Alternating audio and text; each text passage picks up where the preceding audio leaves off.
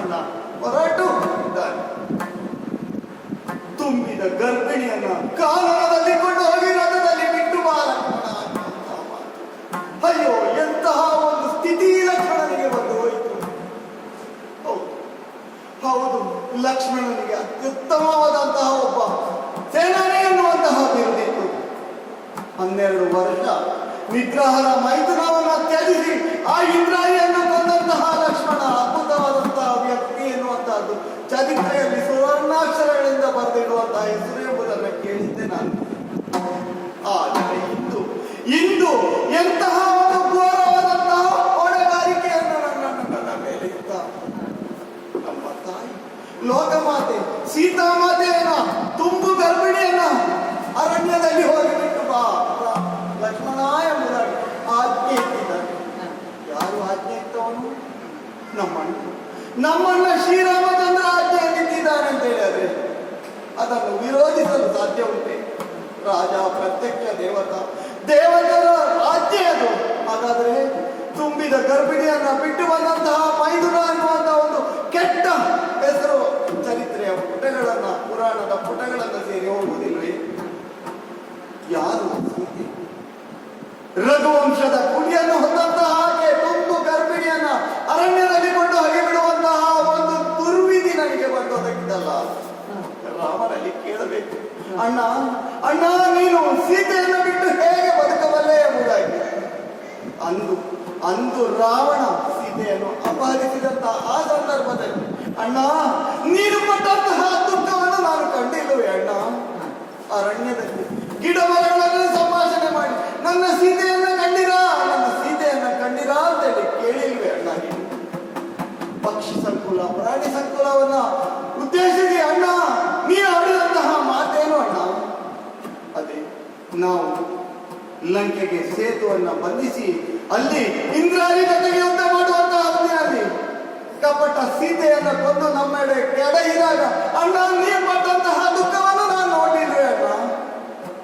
ಹಾಗೆ ಅಗ್ನಿ ಪರೀಕ್ಷೆ ಮಾಡಿ ಮತ್ತೆ ನೀನು ಸ್ವೀಕರಿಸಿದಂತಹ ಸೀತೆಯನ್ನ ಕೇವಲ ಓರ್ವ ಅಗಸ ಹೇಳಿದಂತಹ ಮಾತಿಗೆ ಇಂತಹ ಒಂದು ಕಠಿಣ ನಿರ್ಧಾರವನ್ನು ಆ ಕಣ್ಣ ತೆಗೆದುಕೊಂಡೇ.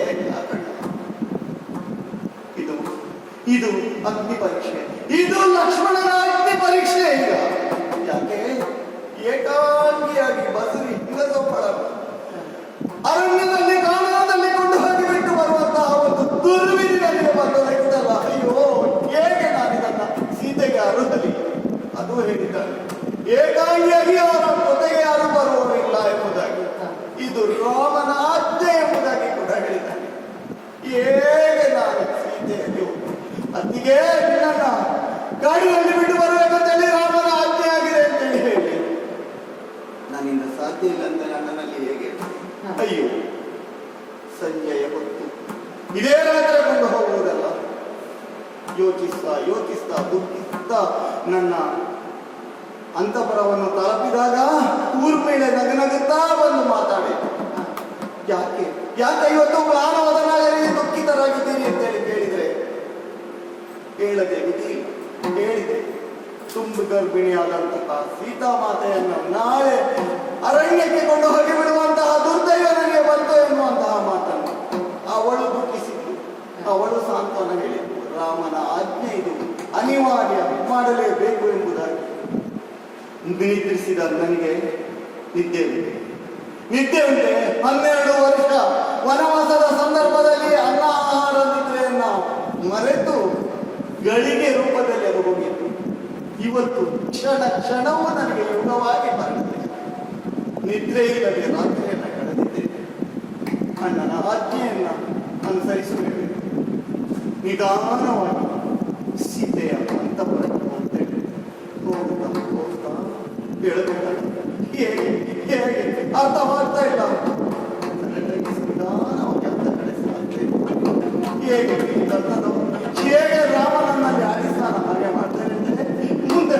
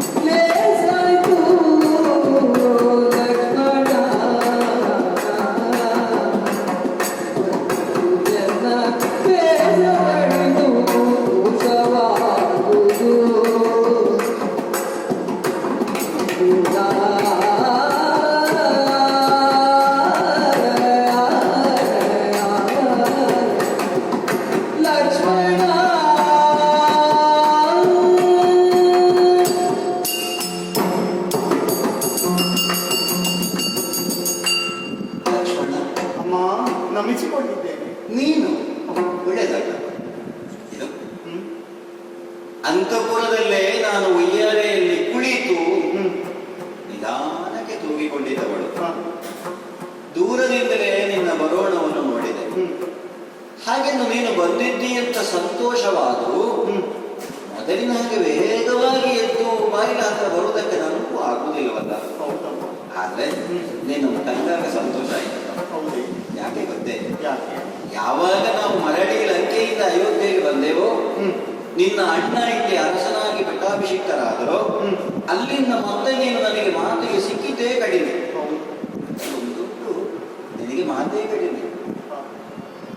ಮಾತೆ ಅನ್ನುವ ಭಾವದಿಂದ ನನ್ನನ್ನು ನೋಡುತ್ತೆ ಅನ್ನೋದು ಬಿಟ್ರೆ ಮಾತು ಕಡಿಮೆ ನಿನಗೆ.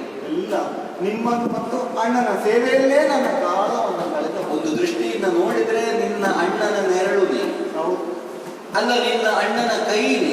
ಖಂಡಿತವಾಗಿ ಏನನ್ನು ಅಣ್ಣ ಹೇಳ್ತಾರೋ ಅದನ್ನು ನಾನು ಮಾಡುತ್ತೇನೆ ಅನ್ನುವ ಭಾವ ಬಿಟ್ರೆ ನೀನಾಗಿ ಮಾತನಾಡುವುದು ಅಂತ ಒಂದು ಅನಿವಾರ್ಯ ಪ್ರಸಂಗ ಬಂದ್ರೆ ಮಾತ್ರ. ಖಂಡಿತವಾಗಿ ಹೌದಮ್ಮ.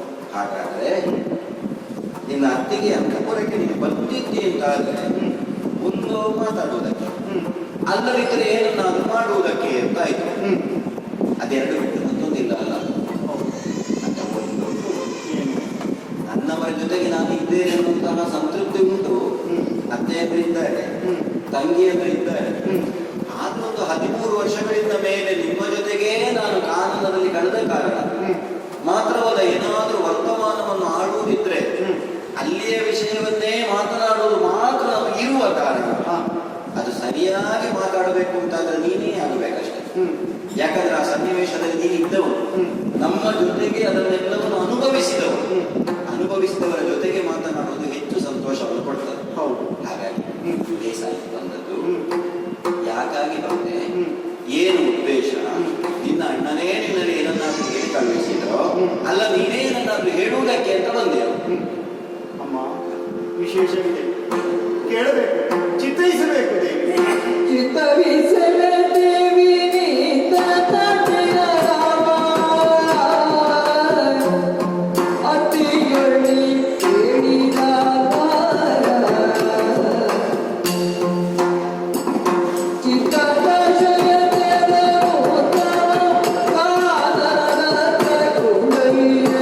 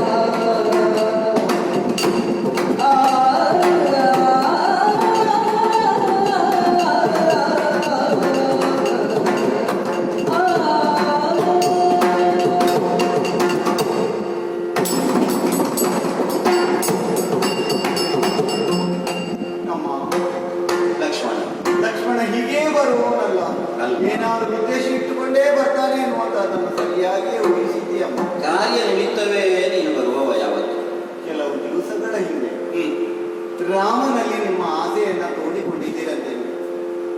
ಅದನ್ನೂ ಹೇಳಿದ್ರ? ತುಂಬು ಗರ್ಭಿಣಿಯಾದಂತಹ ನಿಮಗೆ ಮತ್ತೆ ಕಾನನದಲ್ಲಿ ಋಷಿಗಳ ಸಂಘ, ಋಷಿ ಪತ್ನಿಯರ ಸಂಘ, ಜೊತೆಗೆ ಆ ಮಂತ್ರಕೋಶ, ಆ ಯಜ್ಞವನ್ನ ನೋಡುವಂತ ಆಸೆಯಾಗಿದೆ ಎನ್ನುವಂತ ಮಾತನ್ನ ಆದಷ್ಟು ಬೇಗ ಕರ್ಕೊಂಡು ಹೋಗ್ತೇನೆ ಅಂತ ಹೇಳಿದ್ದಾರೆ. ಅವರ ಆದಷ್ಟು ಬೇಗ ಅಂದ್ರೆ ಯಾವಾಗ ಅಂತ ಗೊತ್ತಿಲ್ಲ. ನೀವು ಪ್ರಸವಿಸುವುದಕ್ಕಿಂತ ಮೊದಲೇ ಆಗ್ಬೇಕಲ್ಲ, ಆದ ಕಾರಣ ನನ್ನಲ್ಲಿ ಈ ಮಾತನ್ನು ಹೇಳಿದ್ದಾರೆ. ಏನು ಅಂತ?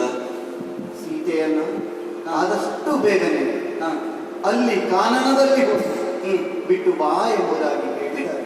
ಬಿಟ್ಟು ಬಾ. ಹೌದು. ಹಾ, ಹಾಗೆ ಹಾ, ನನ್ನಲ್ಲಿ ಸ್ವರ್ಣ ವರೂತವನ್ನ ಸಿದ್ಧಪಡಿಸಿಕೊಂಡು ಕರೆದುಕೊಂಡು ಹೋಗು ಎಂಬುದಾಗಿ ಅಣ್ಣ ಆಜ್ಞೆ ಇಟ್ಟಿದ್ದಾರೆ. ಯಾಕೆ? ಲಕ್ಷ್ಮಣ ಹ? ಇದು ದಿಟ್ಟವೇನು? ಆಶ್ಚರ್ಯವಾಯಿತು. ಹೌದು, ನಾನು ಸುಳ್ಳು ಹೇಳ್ತೇನೆ ಅಮ್ಮ. ದಿನವೇ ನಿನ್ನಯ ವಚನ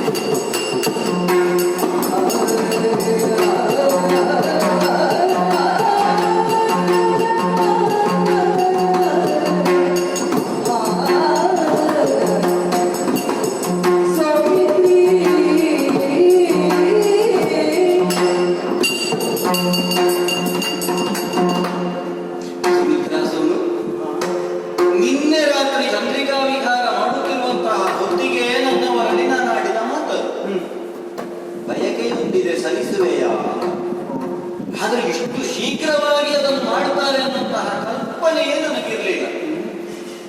ಲಕ್ಷ್ಮಣ, ನೀನು ಆಡಿದಂತಹ ಮಾತು ಸತ್ಯವೇ? ನಡಿಟವೇ ನಿನ್ನ ವಚನ? ಅಮ್ಮ, ಸತ್ಯವೇ?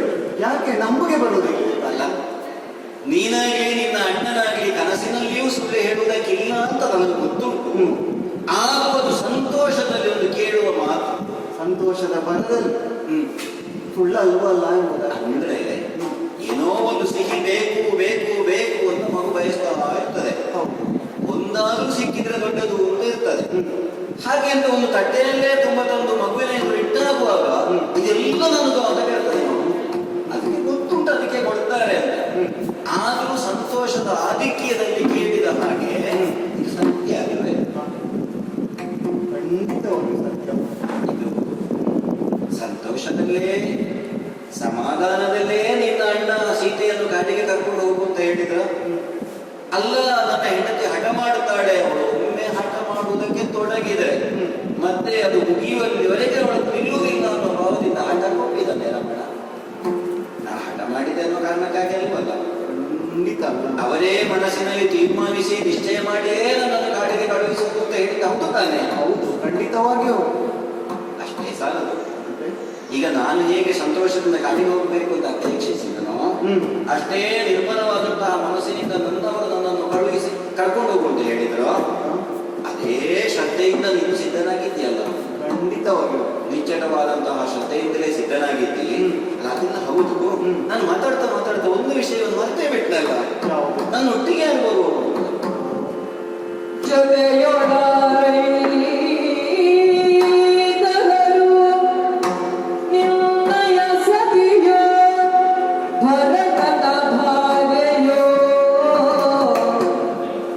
ಎನಗತಿ ಸಲುಗೆಯ ತಂಗಿ ಶ್ರುತ ಕೀರ್ತಿಯರು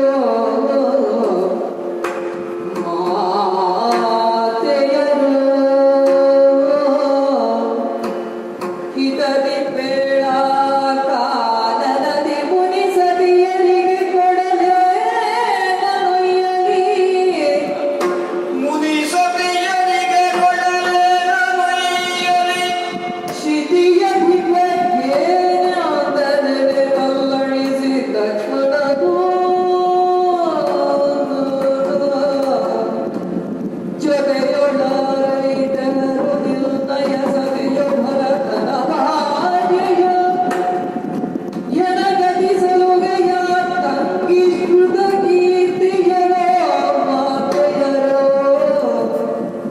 ಹಿತದಿ ಬೇಳ ಕಾಲದಲ್ಲಿ ಮುನಿಸರಿಯರಿಗೆ ಕೊಡಲೇ ನೊಯ್ಯಲಿ ಶಿತಿಯಲಿ ಬರೆದರೆ ಕಲ್ಲಣಿಸಿ ಲಕ್ಷ್ಮಣನು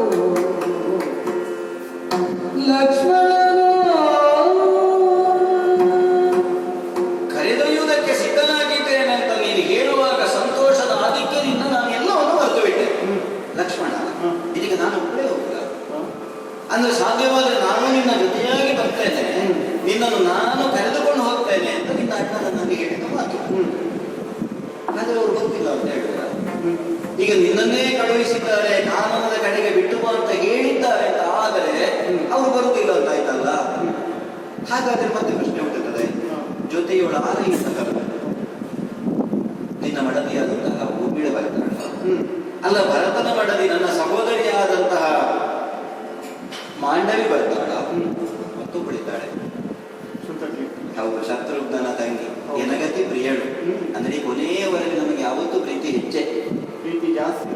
ನನ್ನ ತಂಗಿ ಅಂದ್ರೆ ಎಲ್ಲರೂ ಬರ್ತಾರೆ. ಅಲ್ಲ, ಒಬ್ಬಳಾದ್ರೂ ನನ್ನ ಜೊತೆಯಾಗಿ ಬರ್ತಾರೆ. ಕಾಡಿನ ಕಡೆಗೆ ಹೋಗುವುದು ಅಂತಾದ್ರೆ ಮುನಿಗಳ ಆಶ್ರಮವನ್ನು ನೋಡಬೇಕು, ಅಂತಹ ಮಹಾಮಹಿಮರ ಪಾದಸ್ಪರ್ಶದಿಂದ ತಮ್ಮ ಪಾಪವನ್ನು ಕಳ್ಕೊಳ್ಬೇಕು ಅನ್ನುವಂತಹ ಭಾವದಿಂದ ನನ್ನ ಅತ್ತೆಯಂದಿರಾದ್ರೂ ಬರುವುದಕ್ಕೆ ಸಿದ್ಧರಾಗಿದ್ದಾರೆ. ಮಾತ್ರ ಅಲ್ಲ, ಈಗ ಮೊದಲಾದ್ರೆ ನಾವು ಎಲ್ಲವನ್ನೂ ಬಿಟ್ಟು ನಾರುಡೆಯನ್ನು ಉಟ್ಟುಕೊಂಡು ಕಾನನದ ಕಡೆಗೆ ಹೋದವರು.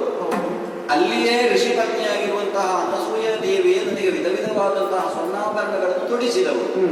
ಈಗ ನಾನು ಅಯೋಧ್ಯೆಯ ಸಾಮ್ರಾಜ್ಞಿಯಾಗಿ ಚಕ್ರವರ್ತಿಯ ಮಡದಿಯಾಗಿ ಹೋಗುವುದಲ್ವೇ? ಹಾಗೆ ಹೋಗುವಾಗ ಮುನಿ ವಧುಗಳಿಗಾಗಿ ಏನಾದರೂ ಉಡುಗೊರೆಯನ್ನು ನಾನು ಒಯ್ಯಬೇಕಲ್ಲ. ಮುನಿಗಳಿಗೋ ಮುನಿ ವಧುಗಳಿಗೋ ಏನಾದರೂ ಸಿದ್ಧ ಮಾಡಬೇಕಲ್ಲ. ನೀನು ಕೆಲಸ ಮಾಡಬೇಕಿತ್ತು. ನೀನು ಈಗ ರಥ ತಗೊಂಡು ಕರ್ಕೊಂಡು ಈಗಲೇ ಹೊರಡುವ ಅಂತ ಹೇಳುವುದಲ್ಲ. ಅತ್ತಿಗೆ ನಾನು ರಥ ತರ್ತೇನೆ, ನಾಳೆ ನೀನು ಹೊರಡುವುದಕ್ಕೆ ಸಿದ್ಧಳಾಗಿ ಬಾ ಅಂತ ಹೇಳುತ್ತಿದ್ರೆ ಉಳಿದ ಎಲ್ಲರದ್ದು ಹೇಳಿ ಹಾಗೆ ಆಶ್ರಮದ ಕಡೆಗೆ ಹೋಗುವಾಗ ಏನನ್ನೆಲ್ಲ ನಾವು ಸಿದ್ಧ ಮಾಡಬೇಕೋ ಅದೆಲ್ಲವನ್ನು ಸಿದ್ಧ ಮಾಡಬಹುದಿತ್ತು. ನೀನು ಇಷ್ಟವಸರ ಮಾಡಿದ್ರೆ ಹೇಗಪ್ಪ? ಈಗ ಏನು ಮಾಡಬೇಕು, ಯಾರು ಬರ್ತಾರೆ, ಯಾರ ಜೊತೆಯಾಗಿ ನಾನು ಹೊರಡುವುದು, ಹೇಗೆ ಹೊರಡುವುದು ಹೇಳ್ತೀರ. ನಾನು ಇಷ್ಟು ಸಂತೋಷದಲ್ಲಿ ಆಗೋದಿಲ್ಲ.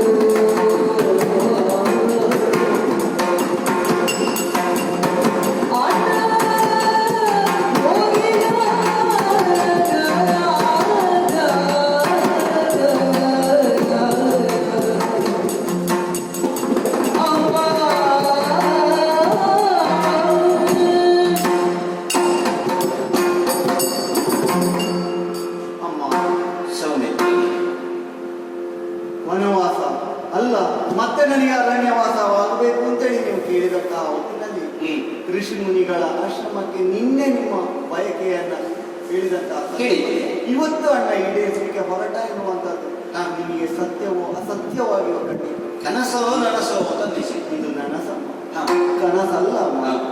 ಆದರೆ ನೀವು ಪ್ರಶ್ನೆಯ ಮೇಲೆ ಪ್ರಶ್ನೆಯನ್ನ ಕೇಳಿದ್ರಿ. ಹೌದು, ನಮ್ಮವರ ಜೊತೆಗಿದ್ರೆ ಒಳ್ಳೆದಿತ್ತು ಎಂಬುದಾಗಿ. ಯಾರು ಬರ್ತಾರೆ? ಹೌದು, ನನ್ನವರೇ ಬರ್ತಾರೆ. ನಿಮ್ಮವರು ರಾಜಕಾರ್ಯದ ನಿಮಿತ್ತ, ಅನ್ಯ ಕಾರ್ಯದ ನಿಮಿತ್ತ, ಏನೋ ಕೆಲಸದ ನಿಮಿತ್ತ ಹೋಗಿದ್ದಾರೆ. ಲಕ್ಷ್ಮಣ ನಿನ್ನೆ ಹೋಗುವ ಎಂಬುದಾಗಿ ನನಗೆ ಈ ಹೊಣೆಗಾರಿಕೆಯನ್ನು ವಹಿಸಿದ್ದಾರೆ. ನನಗೆ ಒಮ್ಮೊಮ್ಮೆ ಅನ್ನಿಸ್ತದೆ ನಾವು ಮೊದಲಿನ ಹಾಗೆ ಕಾಡಿನಲ್ಲೇ ಇದ್ರೆ ಒಳ್ಳೆಯದಿತ್ತು ಅಂತ. ಅಯೋಧ್ಯೆಗೆ ಬಂದ ಮೇಲೆ ಈ ರಾಜಕಾರಣದ ಒತ್ತಡದಲ್ಲಿ ನನ್ನಲ್ಲಿ ಮಾತನಾಡುವುದಕ್ಕೂ ಅವರಿಗೆ ಸಮಯ ಇಲ್ಲ ಅಂತ. ಅವರು ಸೀತಾರಾಮನು ಮಾತ್ರ ಅಲ್ಲ, ರಾಜಾರಾಮ ಗೊತ್ತಾಯ್ತು. ರಾಜಕಾರ್ಯದ ನಿಮಿತ್ತ ಹೊರಗೆ ಹೋಗಿದ್ದಾರೆ. ಮತ್ತೆ ತಂಗಿಯಂದಿರು ಅಮ್ಮ ನಿಮ್ಮ ಹಾಗೆ ಅವರು ಕೂಡ ನನ್ನ ಮಡದಿ ಊರ್ಮಿಳೆ, ಹಾಗೆ ಭರತನ ಮಡದಿ ಮಾಂಡವಿ, ಹಾಗೆ ಶತ್ರುಘ್ನ ಮಡದಿ ಸುತಕಿ, ಎಲ್ಲರೂ ಕೂಡ ಎಲ್ಲ ನಿಮ್ಮ ಸ್ಥಿತಿಯಲ್ಲಿದ್ದಾರೆ. ನಿಮ್ಮಿಂದ ಹೆಚ್ಚು ಅವರಿಗೆ ವಿಶ್ರಾಂತಿ ಬೇಕಾಗ. ಮತ್ತೆ ಒಂದು ನಾನಾದರೆ ಕಾಡಿಗೆ ಹೋದ ಕಾರಣಕ್ಕಾಗಿ ಆ ಪೂರ್ವಾನುಭವದಿಂದ ನಾನು ಋಷಿ ಆಶ್ರಮ ನೋಡಬೇಕು ಅಂತ ಹೇಳಿದೆ. ಅವರಿಗೆ ಅದಿಲ್ಲವಲ್ಲ, ಬಯಕೆ ಇಲ್ಲ ಅವರಿಗೆ. ಹಾಗೆ ಅತ್ತೆಯಂದಿರು ಯಾವಾಗ ಪತಿಯಾದಂತಹ ದಶರಥ ಮಹಾಪ್ರಭುಗಳು ಪರಂಧಾಮವನ್ನಾಗಿದ್ದರು, ಅವರೆಲ್ಲದರಲ್ಲಿ ಆಸಕ್ತಿಯನ್ನು ಕಳಕೊಂಡಿದ್ದಾರೆ. ಆದರೆ ಅವರಿಗೆ ಕಾಡಾದರೆ ನಾಡಾದರೆ ರಾಮನ ಆ ಚಕ್ರಾಧಿಪತ್ಯವನ್ನು ನೋಡಬೇಕು, ಇರುವಂತಹ ಇದನ್ನು ನೋಡಬೇಕು ಅಂತೇಳಿ ಆಸೆಯಿಂದ ಇತ್ತು. ಅದು ಇದೆ. ಹೌದು. ಮತ್ತೆ ರಾಮನ ಆಳ್ವಿಕೆ ಹೇಗುಂಟು ಹಾಗೇ ಕಾಲ ಮುಂದೆ ಹೋಗಬೇಕು ಅಂತ ಬಯಸುವುದು. ಅವರು ಕೂಡ ಬರ್ತೇನೆ ಎಂಬುದಾಗಿ ಹೇಳಿದ್ದಾರೆ. ಹೇಳಲಿಲ್ಲ. ಮತ್ತೆ ಅಮ್ಮ ಮಹಾರಾಜರು ಒಂದು ವಿಷಯವನ್ನು ಹೇಳಿದ್ದಾರೆ. ಏನು? ನಿನ್ನನ್ನು ಏಕಾಂಗಿಯಾಗಿ ಕೊಂಡು ಹೋಗಿ ಬಿಡಬೇಕು ಎನ್ನುವಂತಹ ವಿಚಾರವನ್ನು ಕೂಡ ತಿಳಿಸಿದ್ದಾರೆ. ಯಾಕಂದ್ರೆ ಹೋಗಬೇಕು ಅನ್ನೋ ಅಪೇಕ್ಷೆ ಬಯಕೆ ಹುಟ್ಟಿದ್ದು ನನಗೆ ತಾನೇ. ಹಾಗಾಗಿ ನನ್ನನ್ನೇ ಕರೆದೊಯ್ಯಬೇಕು ಅಂತ ಆಲೋಚನೆ ಮಾಡಿರ್ಬೋದು. ಹೌದು, ಅವರು ಆ ಕಷ್ಟವನ್ನು ಪಡೋದು ಬೇಡ ಎಂಬುದಾಗಿ ಒಂದು ಸಮಾಧಾನ ನೀನಿದೆಯಲ್ಲ, ಈಗ ಬೇರೆ ಯಾರು ಬಾರದಿದ್ರು ನೀನು ಜೊತೆಯಾಗಿ ಬರ್ತೀನಿ ನನ್ನನ್ನು ಕರೆದೊಯ್ಯೋದಕ್ಕೆ. ಹೌದು, ಬೇಕಾದ್ರೆ ತಿಳ್ಕೊಳ್ಬೇಕಲ್ಲ. ಅದೆಲ್ಲ ಏನು ಬೇಡ, ಹೇಗೂ ನಿಮಗೆ ಅಲ್ಲಿ ಇರ್ತದಲ್ಲ. ರಥವನ್ನು ಸಿದ್ಧಪಡಿಸಿ ನಾನು ತಂದಿದ್ದೇನಮ್ಮ, ನೀವು ರಥ ಏರಿ ಅಮ್ಮ, ನಾವು ಹೋಗೋಣ ಅಂತ. ಅದಂತೂ ಯಾವತ್ತಿನ ಲವಲವಿಕ ನಿನ್ನಲ್ಲಿ ಕಾಣುತ್ತಿಲ್ಲ. ಈಗ ನೀನು ಮಾತನಾಡುವುದು ಕಡಿಮೆ ಆದರೂ ಆಡುವ ಮಾತಿನಲ್ಲಿ ಒಂದು ಸ್ವಾರಸ್ಯ ರುಚಿ ಇರ್ತಿತ್ತು. ಇದು ಒಟ್ಟು ನನ್ನಲ್ಲಿ ಬೇಕೋ ಬೇಡೋ ಅಂತ ಮಾತಾಡ್ತಾ ಇದ್ದೆ. ಯಾರೋ ಹೇಳಿಕೊಟ್ಟಾಗ ಇಷ್ಟನ್ನು ಒಮ್ಮೆ ಅತ್ತಿಗೆ ಮುಂದೆ ಒಪ್ಪಿಸಿ ಬಿಡುವ ಅಂತ ಹೇಳುವ ಭಾವ ನಿನ್ನಲ್ಲಿ ಕಾಣ್ತಾ ಇದ್ದೆ. ಏನೇ ಇರಲಿ, ಅಂತೂ ಸಿದ್ಧನಾಗಿ ನಾನು ಹೋಗಬೇಕು ಅಂತ ನನ್ನವರು ಹೇಳಿದ್ದಾರಲ್ಲ, ರಥ ಸಿದ್ಧವಾಗಿದೆ. ಅವರನ್ನು ನೋಡುವುದಕ್ಕೂ ನನಗೆ ಅವಕಾಶ ಇಲ್ಲ. ಅವರು ರಾಜಕಾರಣದ ನಿಮಿತ್ತ ಎಲ್ಲೋ ಹೊರಗೆ ಹೋಗಿದ್ದಾರಲ್ಲೋ. ಇನ್ನು ತಡ ಮಾಡುವುದಿಲ್ಲ. ಆದಷ್ಟು ಶೀಘ್ರವಾಗಿ ಸಿದ್ಧಳಾಗಿ ಬಂದು ಯಾವ ಹುದ್ದೆಯನ್ನು ನೀವು ಸಿದ್ಧ ಮಾಡಿದೆಯೋ ಅದನ್ನು ಏರುವುದಕ್ಕೆ ಸನ್ನದ್ಧರಾಗ್ತೇನೆ. ಹೊರಡೋಣ. ಹೋಗ್ತಾ ಇದೆ, ರಥಾರಣ್ಯವನ್ನು ಪ್ರವೇಶಿಸಿದೆ, ಹೋಗ್ತಾ ಇದೆ. ಬಹುಶಃ ಕುದುರೆಗಳಿಗೂ ಅರ್ಥ ಆಗಿರಬೇಕು ನನ್ನ ಸ್ಥಿತಿ. ನಿಧಾನವಾಗಿ ಚಾವಟಿಗೆ ಬೀಸುತ್ತಾ ನಿಧಾನಗತಿಯಿಂದ ಮಂದಗತಿಯಿಂದ ರಥ ಮುಂದೆ ಹೋಗ್ತಾ ಇದೆ, ಹೋಗ್ತಾ ಇದೆ. ಹಾಗೆ ಬಂದು